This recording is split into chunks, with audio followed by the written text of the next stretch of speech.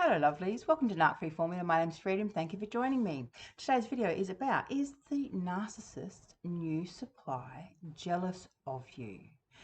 Now, this video is for people who suspect that the narcissist new supply is jealous, paranoid, insecure, and also for people who had a previous relationship with the new supply before they were the narcissist new supply.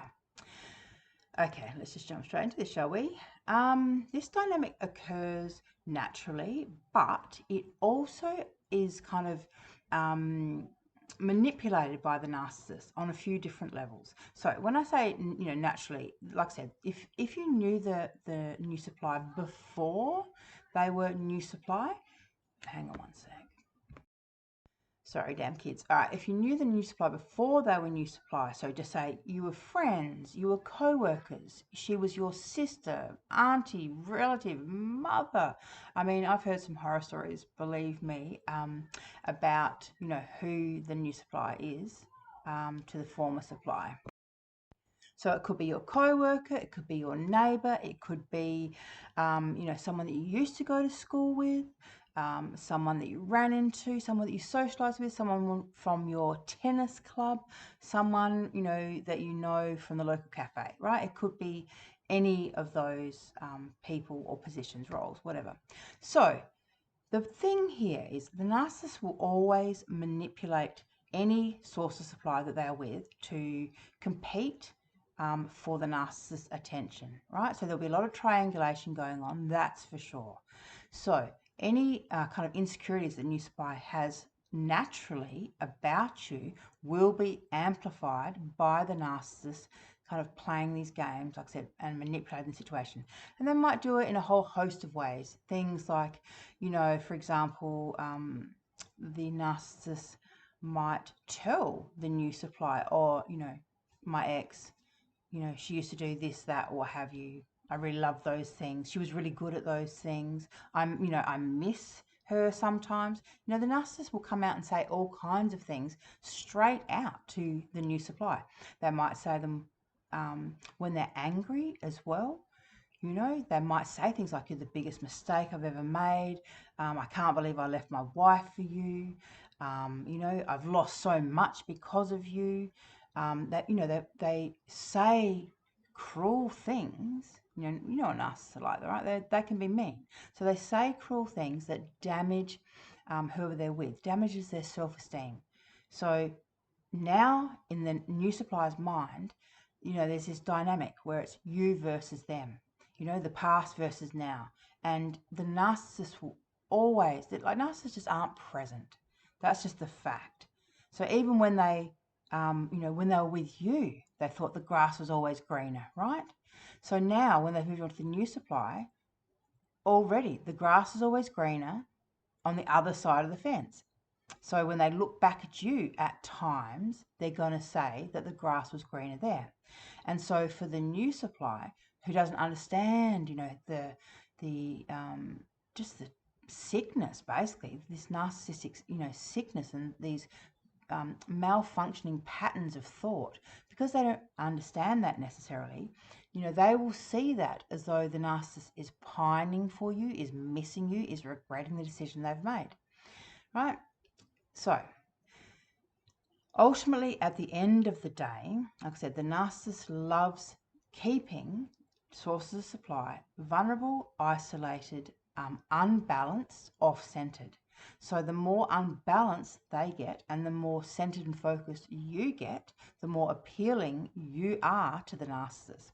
The more the new supply can see, how you're going compared to how they're going. And they do see, like, they stalk your social media. I mean, like I said, the narcissist will be telling them, talking to them about you so much, they'll probably hear your name more than they hear their own, right? The narcissist also gets people so sensitive to, the narcissist, every want, every desire, every whim, right? So people that end up with narcissists, they kind of tune into that stuff. And so the new supply can feel it. They can feel when he's distant. They can feel that something's wrong, but they can't quite put their finger on it. right? And because, like I said, because they don't understand narcissism, because if they did, they wouldn't be there, right? Because they don't understand narcissism, they think that what you guys had was better than what they have with the narcissist now, and that the narcissist is pining for it. Little do they know, it's always just a case of the grass being greener elsewhere. Narcissists are never happy with what they've got. They always covet what other people have. And even if you were grade A supply, and some of us were grade A supply, we gave them, 99% of their, what they needed, wanted, desired, whatever, right? So even for those of us who were grade A supply, even we couldn't give them everything. Like, even that wasn't enough, essentially. Even that wasn't enough.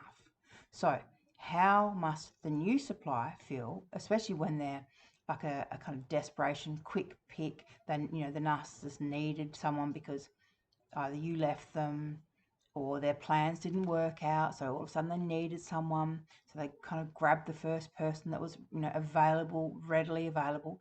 So that person that they know, like they know on some level that they've been played, but they don't want to make it real. They don't want to confess it to themselves.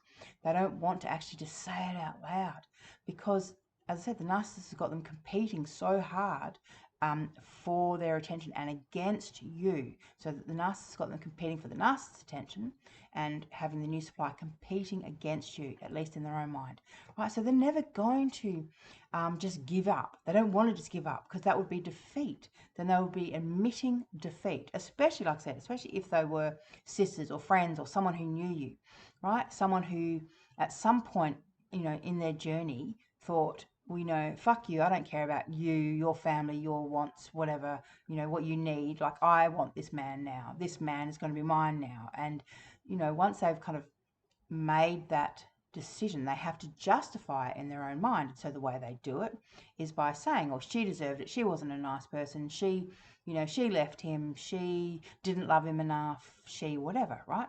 So they've justified their role in this whole thing, which is, it's human nature. At the end of the day, you can't hold it against them too often, not for too long. You hold them against them, for a little bit, but not for too long. Anyhow, so they have to make you, in their mind, be the bad guy. Like I said, you have to be the enemy.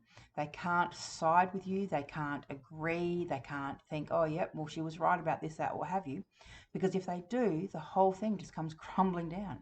They have to admit to themselves that they got conned. They were part of something that hurt other people. They were part of the destruction of a family, or they were part of, the destruction of a couple, or they just did the wrong thing. Like, they don't want to have to admit that. The new supply, this is another thing, the new supply will put up with the narcissist screwing around, cheating, lying, deceiving them, as long as it's not with you, right? The new supply will literally put up with so much, right? Because they just don't want to be wrong, right? They don't want to be wrong, and they don't want to lose to you, right? So they will put up with so much stuff as long as it's not you. Hang on, lovelies, I'm just going to check my notes. Okay, so there comes a point where the new supply has to start kind of twigging, right? They have to start going, oh, shit. Oh, he really did do this behavior that she said he did. Or, they start seeing the red flags. So that starts happening, and this cognitive dissonance starts occurring, where, like I said, they don't want to admit that you were right about the narcissist. They don't want to admit that he's a narcissist. They don't want to admit that they've been conned. And they're also like, la, la, la, la, la, I can't hear this, I don't want to hear this, I don't want to hear this. They're kind of trying to avoid reality, because at the end of the day, their mind is so wound up, and the narcissist has got them thinking things like, what is that? Keep your enemies closer to you. Like, that's something that my ex told the new supply. She was someone that I knew, and we were friendly. We weren't friends, we were friendly, right? And she was someone that I did care about, because she was a young woman, and I care about the young women or women around me, right? But he told her that was my strategy, was keep my enemies close to me. I mean, it's just insane highly freaking toxic and not something that a healthy person would do. But now in her mind, that's what she thinks. She always has to think that I always saw her as an enemy, right? So that, anything that I have said to her, that it's only just because I'm trying to break them up, because I want him back. Whereas the reality is, like I said, I've always seen her as my escape, as my ticket out. Because if he wasn't distracted with her, he wouldn't have let me go. He was distracted with her long enough for me to make my escape. And for that, I will be eternally grateful. I know that she's not happy. I know that they ended up just kind of stuck together. And that's really, really sad. But at the end of the day, I have to focus on myself first. And as I said, she was my ticket out. If she hadn't have, just done what she did, right, none of this would have happened to her. So she has to take responsibility for herself, just like we all do in life. We all have to take responsibility and accountability for our own behaviors. So she can be paranoid, insecure, and jealous. She can, wig out and get stressed out every time there's any kind of communication between he and I. This is another thing I have noticed, is that with just basic communication, she must surely by now have realized that despite him saying how much he hates me and blah, blah, blah, blah, whatever the fuck he says, despite all of that, will still take any phone call, any text message that I send, right? Why? Because the things that he said, it's like any narcissist. They say nasty things. When they're upset, they'll say nasty things. It doesn't mean that's how they actually feel about that person, that individual, that whatever. It doesn't mean anything. It's just words, right? But like I said, when you don't understand narcissism, that kind of stuff is confusing. I remember at the beginning, I thought, well, why does he always take the calls from his ex? He says that she's such a bitch, right? Why does he take her calls? Why do I hear him being so nice to her? Like if it was me and I had someone so much that I called them a bitch, I sure as shit wouldn't be nice to them. But, I didn't understand. Just like now, the new supplier doesn't understand. So when the new supplier is jealous, paranoid, insecure about you, it's because they're being manipulated in so many different ways. Like I said, they see you as a threat. They see it as a competition between the two of you. They almost want to stay with him just to prove you wrong, right? Because, as I said, they're willing to throw good time after bad. They've already lost, 2 years, 5 years, 10 years, and they're going to keep on losing time. They're going to throw good time after bad because they don't want to admit that you were right. I mean, it sucks for them because you are right, and in time, they will have to face that harsh reality. Or the other option B is that they stay in a situation where they're unfulfilled, unloved, disrespected, with someone, a partner that's highly controlling, highly manipulative, sneaky as fuck, and where they'll never ever amount to anything, never achieve anything. It'll always be, life will be revolving around the narcissist. I mean, that's option B. They can stay and put up with that. So either way, bitter pills to swallow for the new supply. This is why, as I said, it's so much easier just to pretend to themselves that no, you're just the enemy. You just secretly want him back. That's why you say bad things about him, because you secretly want him back. I mean, the logic in that, there's no logic in that. But for the new supply with the narcissist in their ear the whole time, this is the kind of things that they believe. And like I said, and if they have betrayed you, by being the sister, aunt, friend, whatever, there's that guilt, right? And they have to justify how it is that they did what they did. And the only way to justify it is to make you the bad guy. You're the bitch. It was you. All he wanted was a good woman. And, all he wanted was for you to love him, but you just, nothing never ever made you happy, right? That's that little myth they're going to have to keep up to themselves until the day they die. Or, like I said, face the cold, hard reality. All right, lovelies. Yeah, I think that's it. I'm going to do some more videos, link some videos here about the new supply, because I do think this whole dynamic is very, very interesting. Because not only is the new supply kind of jealous of you, but the narcissist also regrets their decision. but they're stuck with it. So I'm going to link some videos about this here. All right, lovely. Thanks for listening.